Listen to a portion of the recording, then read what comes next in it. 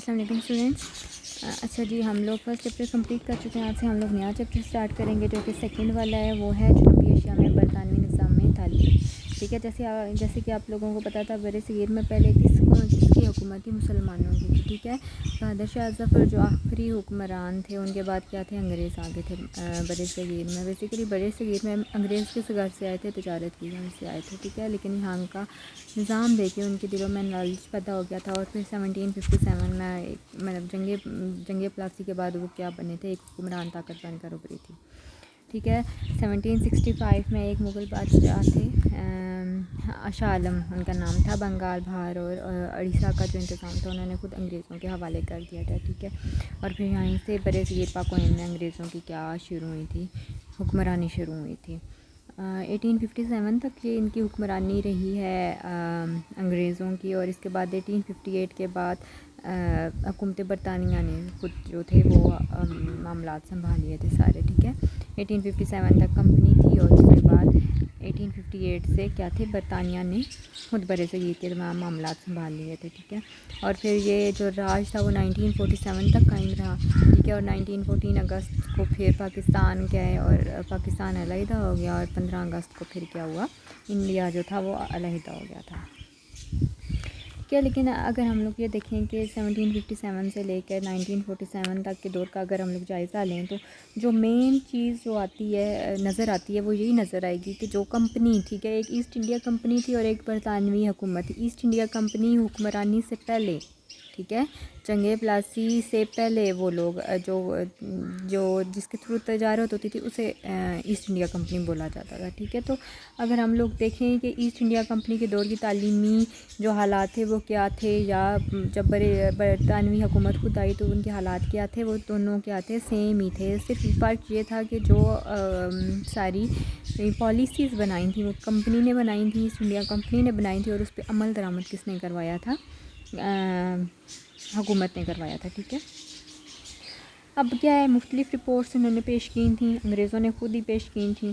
ٹھیک ہے، لیکن وہ لوگ خود بھی مانتے تھے کہ ہم لوگوں نے، مطلب کہ انگریز خود کہتے تھے کہ جب ہم لوگوں نے بر صغیر پر قبضہ کیا، ٹھیک ہے، تو اس ٹائم مسلمانوں کا جو نظام تعلیم تھا وہ عروج پہ تھا. ٹھیک ہے، کوئی ایسا گاؤں یا قصبہ نہیں تھا جہاں پہ اسکول نہیں تھا. ٹھیک ہے، اب اس میں انہوں نے مختلف طرح کی وہ رپورٹس دی ہوئی ہیں. ایک تو مسلمانوں کے دور میں تعلیم مفت تھی، لیکن کیا تھا، انگریز جب آئے تھے تو انہوں نے تعلیم مفت نہیں تھی رکھی. ٹھیک ہے، وہ باقاعدہ طور پر فی لی جاتی تھی. ایک تھے برطانوی ایک بندہ تھا سر تھامس منرو. ٹھیک ہے، 25 جون 1822 کو انہوں نے اپنی پہلی رپورٹ پیش کی تھی جس میں انہوں نے اس بات کا اعتراف کیا تھا کہ ہر 500 بندوں کی آبادی میں ایک اسکول موجود ہے. ٹھیک ہے، اور آبادی کے 1/3 حصہ جو ہے وہ لوگوں کو اسکولوں کی سہولت موجود ہے. ٹھیک ہے، اور اس کے علاوہ RV پرو لکھ کر یہ بولتے ہیں کہ بمبئی میں ہندوستان میں پڑھے لکھے لوگوں کا تناسب اتنا ہی ہے جتنا کہ یورپی ممالک میں تھا. مطلب کہ بر صغیر میں اتنے ہی لوگ پڑھے لکھے تھے جتنے کہ یورپی ممالک میں تھے. اور ایک اور مبلغ تھے، عیسائی مبلغ تھے، ولیم ایڈم ان کا نام تھا. انہوں نے کیا بولا تھا کہ صوبہ بنگال اور بہار کے تعلیمی حالت کے بارے میں انہوں نے ایک رپورٹ پیش کی تھی. انہوں نے کیا بولا تھا کہ جب حکومت کا آغاز ہوا تھا انگریز حکومت کا، تو صوبہ پنجاب اور بہار میں 5 سے 10 سال کی عمر کے بچوں کے لیے 1 لاکھ اسکول موجود تھے. ٹھیک ہے، اس میں ان لوگوں کو کیا پڑھایا جائے؟ چھوٹے بچوں کے لیے تھے تو ان میں پڑھنے لکھنے اور ابتدائی حساب کتاب کی تعلیم دی جاتی تھی. ٹھیک ہے، اس کے بعد وہ تو تھے نا صوبہ بنگال کے. پھر ایک جو تھے انہوں نے پنجاب کے بارے میں دیا تھا، مسٹر آرنلڈ ان کا نام تھا. انہوں نے بولا تھا کہ تعلیم جو ہے وہاں پہ، مطلب کہ پنجاب میں عام ہے، مسلمان، ہندو ہیں، سکھ ہیں، جو بھی ہیں سارے کیا کرتے ہیں؟ ایک ساتھ تعلیم حاصل کرتے ہیں. لیکن کیا ہے، جو ٹیچرز ہیں وہ سارے ان کے مسلم. ظاہر سی بات ہے، حکمران حکومت کون سی تھی انگریزوں سے پہلے؟ مسلمس تھے. تو ظاہر سی بات ہے جب مسلم حکومت تھی تو جو ٹیچرز تھے وہ بھی مسلمس تھے. اس لیے وہاں پہ کیا تھے، لوگ سارے پڑھتے تھے، ہر مذہب کے لوگ پڑھتے تھے. ٹھیک ہے، لیکن کیا تھا، جو ٹیچرز تھے وہ بیسیکلی مسلمس تھے. اور ٹیچرز کو کیا دیا جاتا تھا؟ کچھ ٹیچرز ایسے بھی تھے جیسے کہ ہم لوگوں نے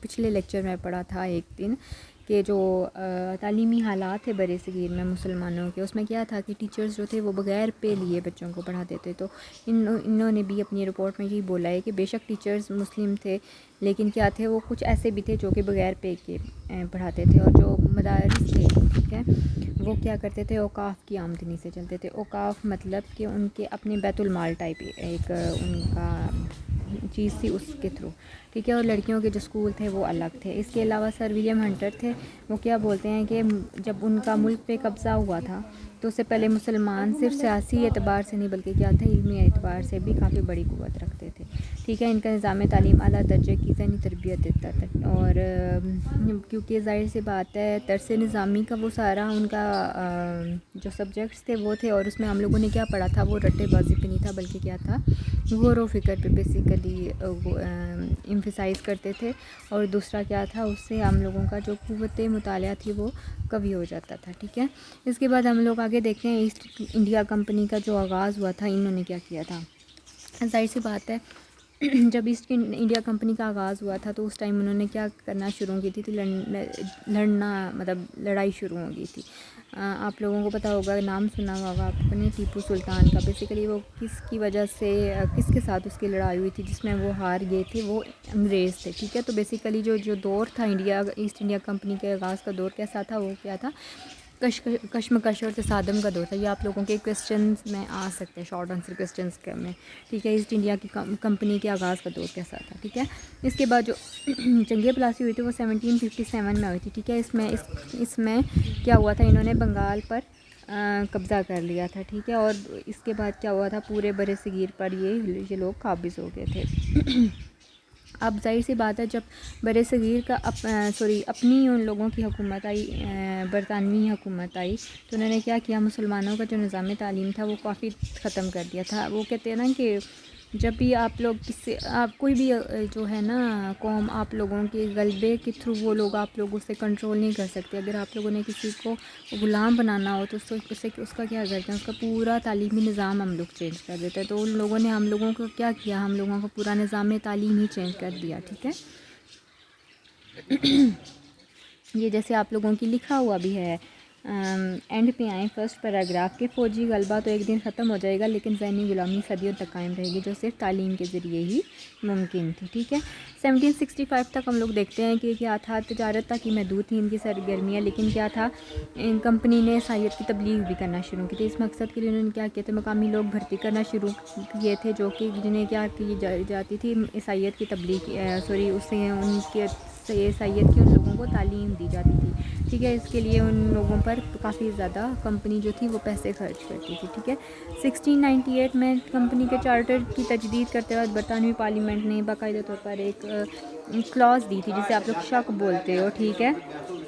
اس میں انہوں نے کیا بولا تھا کہ جتنے بھی ہندوستان میں قائم اپنی تمام فیکٹریاں ہیں، تجارتی جہازوں پر عیسائی مبلغین کا انہوں نے تقرر کیا تھا ٹھیک ہے. جتنے بھی ان لوگوں کے مطلب تجارت سے ریلیٹڈ جتنی بھی چیزیں تھیں، انہوں نے ان پہ کیا کیا تھا، انہوں نے جو عیسائی تھے وہ مبلغ رکھے تھے ٹھیک ہے. اس کے علاوہ اس بات بے ضرورت انہوں نے دیکھا تھا کہ عیسائیت کی تبلیغ کے لیے اسکول بھی قائم کیے تھے کہ جیسے ہی برِ صغیر میں کیا ہوا، عیسائیوں نے یہ کام شروع کیا، عیسائیت کی تبلیغ شروع کی، تو مسلم جو لوگ تھے ان لوگوں میں کیا ہوا، ان لوگوں کو پریشانی ہونا شروع ہوگی. ظاہر سی بات ہے ہم لوگوں کے مذہب کے خلاف اگر کوئی ہم لوگوں کے تبلیغ کرتا ہے ٹھیک ہے، تو ظاہر سی بات ہے وہ ایک پریشانی کی بات ہے. تو اس کی وجہ سے کیا ہوا تھا، مسلمانوں نے ان کے خلاف آواز اٹھانا شروع کی تھی، جبکہ ہندوؤں نے کیا کیا تھا، عیسائیوں کا ساتھ دیا تھا. وہ کیوں دیا تھا، کیونکہ ہندو جو ہیں وہ جس سائڈ پہ فائدہ دیکھتے تھے وہ سائڈ پہ ہو جاتے تھے. اس سے پہلے جب مغل حکمران تھے ان کے اس ٹائم ان کا فائدہ کس کے ساتھ تھا، مسلمانوں کے ساتھ تھا ٹھیک ہے. لیکن جب عیسائی آئے ٹھیک ہے، برطانوی حکومت آئی، تو انہیں دکھا کہ ان لوگوں کا فائدہ اب ان کے ساتھ ہے، تو وہ کیا ہوئے، وہ برطانوی حکومت کے ساتھ ہو گئے ٹھیک ہے. تو ہندوستان میں کمپنی کی تعلیمی پالیسی کا بانی جو بیسیکلی تھا، اس بندے کا نام چارلس گرانٹ تھا ٹھیک ہے. وہ ایسٹ انڈیا کمپنی کا ملازم تھا، اور اس نے کیا کیا تھا، پوری جتنی بھی تھی نا، وہ کٹر والا جسے آپ لوگ بولتے ہو وہ عیسائی تھے ٹھیک ہے. اس نے کیا کیا تھا، پورے برِ صغیر کے لوگوں کو نا عیسائی بنانے کی مہم کا آغاز کیا تھا ٹھیک ہے، اور اس چیز کا اس نے خود ذمہ لیا تھا، اس چیز کی ذمہ داری قبول کی تھی. اور دوسرا انہوں نے کیا کیا تھا، مغربی علوم کے ساتھ ساتھ عیسائیت کی تبلیغ بھی شروع کر دی تھی. اس مقصد کے لیے انہوں نے کیا کیا تھا، ظاہر سی بات ہے فارسی ہم لوگوں کا ذریعہ تعلیم تھا اس ٹائم، اس کو چینج کر کے انہوں نے کیا کیا تھا، ذریعہ تعلیم انگلش کو بنا دیا تھا، اور اس میں فارسی ادب کو ختم کر دیا تھا، عربی ادب کو ختم کر دیا تھا، اور انگلش ادب لے آئے تھے. ٹھیک ہے، 1813 سے کے بعد سے لے کر 1947 تک برطانوی تعلیمی پالیسی میں چارلس گرانٹ کے سارے جو بھی تصورات اس نے پیش کیے تھے وہ کیا کیے تھے، وہی آگے وہ لوگ چلتے رہے تھے. ٹھیک ہے، آگے ہم لوگ دیکھتے ہیں جو ایسٹ انڈیا کمپنی کے دور کی تعلیمی پالیسی سے جو نتائج اخذ ہوتے ہیں. اس میں پہلا کیا ہے، مغربی علوم اور عیسائیت کے فروغ کے لیے مشنری اداروں کی بالواسطہ اور بلا واسطہ مدد اور سرپرستی کی جائے. ٹھیک ہے، یہ کس کو بولا تھا اس نے، برطانوی حکومت کو اس نے بولا تھا. ٹھیک ہے، دوسرا کیا، مغربی تعلیم کے ساتھ ساتھ مشرقی علوم کو بھی جاری رکھا جائے تاکہ کاروبار حکومت میں فوری خلل واقع نہ ہو. ظاہر سی بات ہے جب وہ ایک دم سے مشرقی علوم ہٹا دیں گے تو مسلمز ان کے ٹوٹلی خلاف ہو جاتے، اور وہ کیا ہوتا، ایک بیچ میں مطلب کشمکش سی پیدا ہو جاتی تھی. اس لیے انہوں نے کیا کیا کہ مغربی علوم کے ساتھ ساتھ مشرقی علوم کی بھی تعلیم جاری رکھی.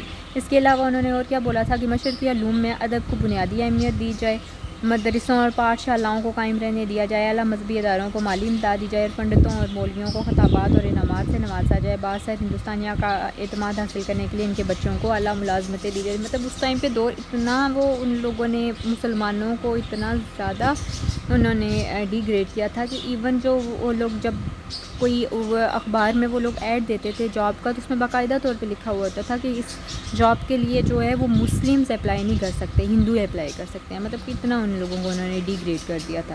اس کے علاوہ انہوں نے کیا بولا تھا کہ ایسے نئے ادارے کا قیام عمل میں لایا جائے جو کمپنی کی پیدا ہونے والی نئی ضروریات کو پورا کر سکیں، اور ان میں ایسے افراد تیار کیے جائیں جو ان کے نئے نظام کو کامیاب بنانے اور کمپنی کو استحکام بخشنے میں معاون ثابت ہو. ٹھیک ہے، اس کے علاوہ ظاہر سی بات ہے جب اتنی زیادہ وہ کلاسز انہوں نے ڈال دی اس ٹائپ کی، تو کیا تھا، ہم لوگوں کا جو اپنا مسلمانوں کا نظام تعلیم تھا ایک، وہ کیا ہوا، ختم ہو گیا ایک طرح سے. ٹھیک ہے، اور سارا وہ کس کا دور آ گیا، ایسٹ انڈیا کمپنی کا دور آ گیا. اب کیا ہوا کہ برطانیہ کی مذہب پرست جو طبقہ تھا اس نے نا کیا کیا، عیسائیت سے غداری کے مترادف قرار دیا. قرار دیا یہ چیز. ٹھیک ہے، جس کے نتیجے میں پارلیمنٹ نے 1813 میں کیا ہوا، ایک اور نیا ایکٹ بنایا جسے کیا بولا جاتا ہے، چارٹر ایکٹ.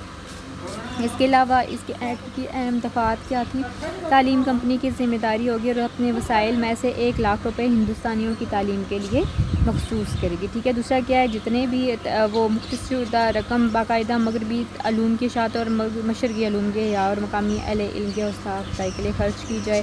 اگلا کیا ہے، تعلیم کا اولین مقصد اہل ہند تک عیسائیت کا پیغام پہنچانا ہے، جس کے لیے مشنری اداروں کی سرپرستی کی جائے. چوتھا کیا ہے، مغربی علوم و سائنس کی تعلیم انگریزی زبان میں دی جائے.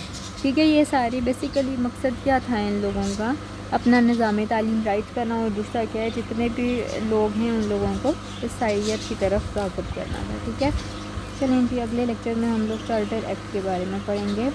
اچھا، یہ جتنا بھی آپ لوگوں نے آج پڑھا ہے، جیسے میں آپ لوگوں کو پوائنٹس بتاتی ہوتی ہوں کہ یہ کوسچنز آپ لوگوں کے پیپر میں آ سکتے ہیں، لیکن یہ ایسا چیپٹر ہے سیکنڈ چیپٹر بہت امپورٹنٹ ہے اس لحاظ سے، کیونکہ یہ پیپرز میں بہت زیادہ آتا ہے اور اس میں سے آپ لوگ کچھ بھی نہیں چھوڑ سکتے. اس کے سارے جتنے بھی پوائنٹس ہیں وہ سارے امپورٹنٹ ہیں، تو سارے آپ لوگوں نے پورے کا پورا چیپٹر آپ لوگوں نے صحیح سے تیار کرنا ہے، کیونکہ اس کے آبجیکٹیو میں سے آپ لوگوں کے کچھ بھی آ سکتا ہے.